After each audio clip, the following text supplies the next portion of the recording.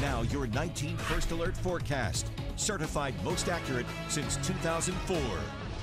Good Saturday morning, and thank you for joining us. I'm Noelle Williams, and with me is 19 First Alert meteorologist Andy Chillian. Good morning, Andy. Good morning, yes. Well, it is officially June. Yes. Which summer's right around the corner, but the big question is, will it feel like summer today? Yeah, and it certainly will. I say we're going to be warming up quite a bit from the past couple of days. We were in the 60s to the 70s. Well, today it's still another chilly start to the day, but it is going to warm up to the 80s this afternoon. So big temperature swing, because right now you can see some areas like Worcester are still in the 40s. Same thing down in New Philadelphia and Norwalk as well. It's a little bit milder, if you want to call it that, right along the lake. We have a south breeze right now. We'll see if we get a bit of a lake breeze today, but all in all, it is going to be warmer this afternoon for all of us compared to the past couple of days. First Alert Doppler is quiet. We do have some clouds that'll be moving across and thickening today, but it's going to stay dry during these daylight hours. So really a decent start to our upcoming weekend, as we're going to stay dry today.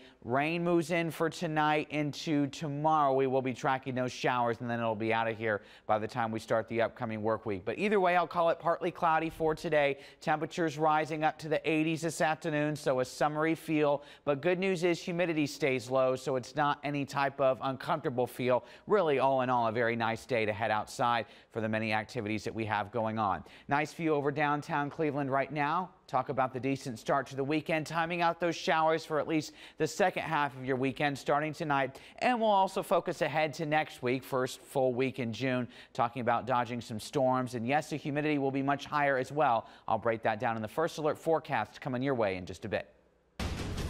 First, fair, everywhere.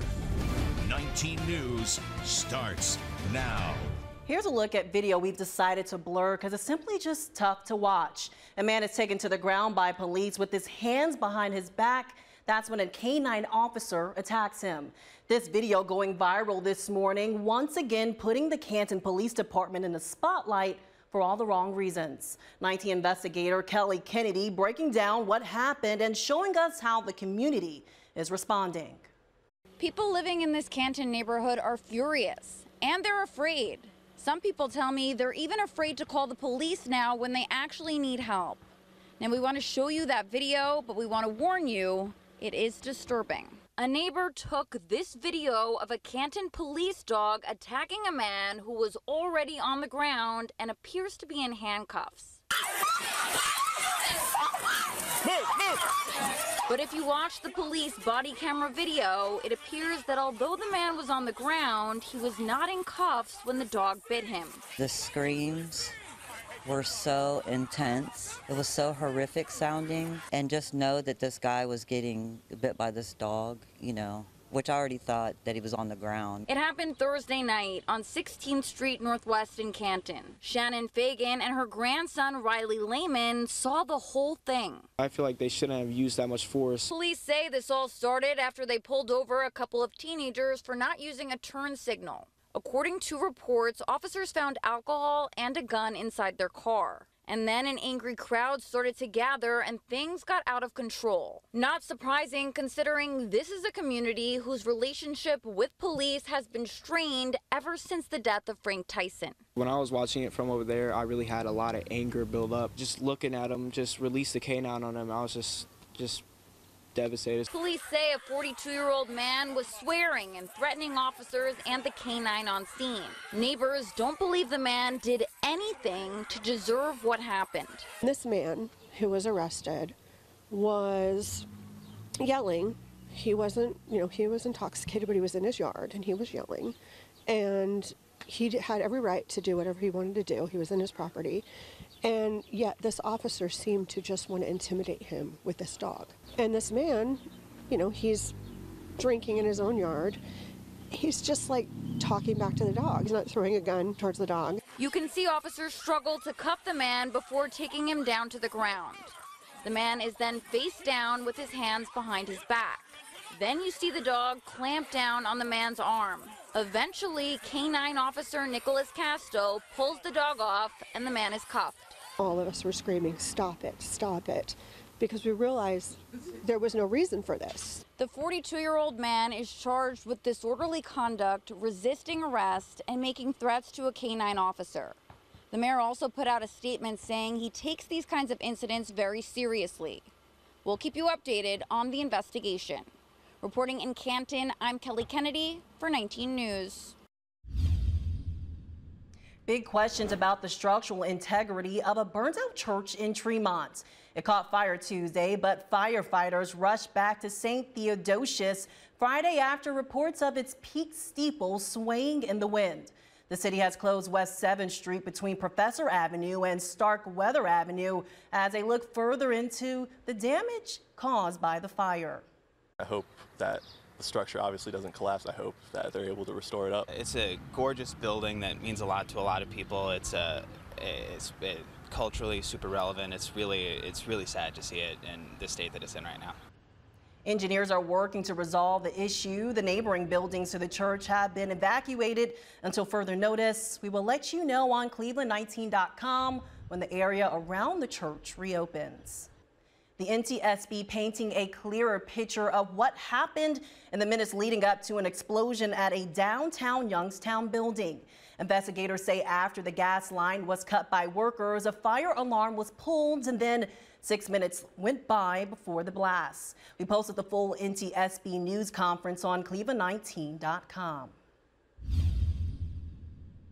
Now to a 19 crime alert. U.S. Marshals are on the hunt this morning for 2 or 3 people suspected of a brutal assault against their neighbor. As Michelle Nix tells us, you may be shocked to learn what their dispute was about. Neighbor against neighbor here in Elyria. A fight over a stray cat results in one man being stabbed and brutally beaten, allegedly at the hands of his neighbors. My family would have lost a father. My girlfriend would have lost a potential husband, all over a cat. All over a cat. It's ridiculous. Christopher Johnson of Elyria is truly lucky to be alive. On Sunday, U.S. Marshals confirm he was brutally beaten, allegedly by his neighbors. His cheekbone broken. He's now forced to wear a brace to support his broken back, and he was stabbed in the neck. Could have been fatal. It's about an inch away from my carotid artery. Johnson says his neighbors kept their cat outside by the patio. One of its kittens was roaming, so he said he returned it to them. But when they couldn't find the cat the next day, they accused Johnson and his girlfriend of taking it. One morning I came outside and I found the kitten next to my garbage can, and I found where the kittens were located at. So I went and I relocated that kitten with the owners. And I guess the next day, that same kitten came up missing, and they were accusing me of it. Johnson says he told the neighbors they could search his home or he could call the APL, and that's when he says he was brutally assaulted by 3 people. Now U.S. Marshals have felony warrants to arrest Ricardo Garcia and MJ Padilla on charges of felonious assault. A 19-year-old family member of the couple was arrested, charged, and has since been released. Johnson says his family has set up a GoFundMe because he can't work construction with a broken back. And even though he's not supposed to pick up anything, he says nothing will stop him from being a father to his son. That's my little boy, and I want to make sure that he knows that his daddy is strong, and his daddy's going to be there, and his daddy's going to protect him no matter what. While one suspect was arrested, there are still 2 others on the run. If you have information in this case, a reward may be available. Contact the U.S. Marshals. Reporting in Elyria, Michelle Nix, 19 News. Happening today, Pride in a CLE downtown. The parade kicks off this morning at 11. Following that, there is a festival on Malls B and C with vendors, food, performances on 2 different stages. There will also be healthcare exhibits on display. For a full list of performers and other information, head to lgbtcleveland.org. Now your 19 First Alert forecast, certified most accurate since 2004. And we've got a nice day for those festivities happening as we're seeing a decent start to our weekend. That means dry conditions expected during the daytime, and temperatures not too bad either. In fact, they'll be much warmer today. So no rain during the daytime hours today. Showers are going to arrive after the sun goes down for tonight through tomorrow morning. No thunder or severe weather is expected.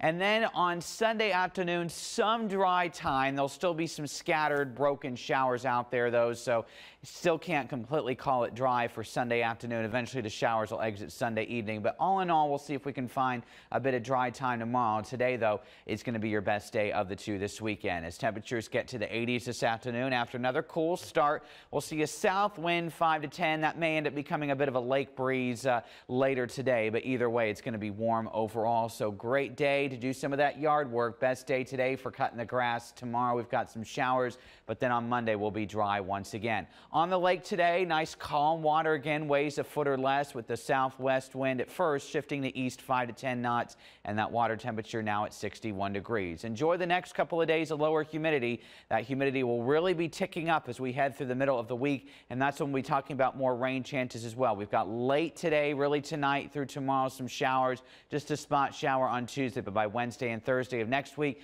more of those scattered storms in the forecast. I'll talk more about that coming up here after the break.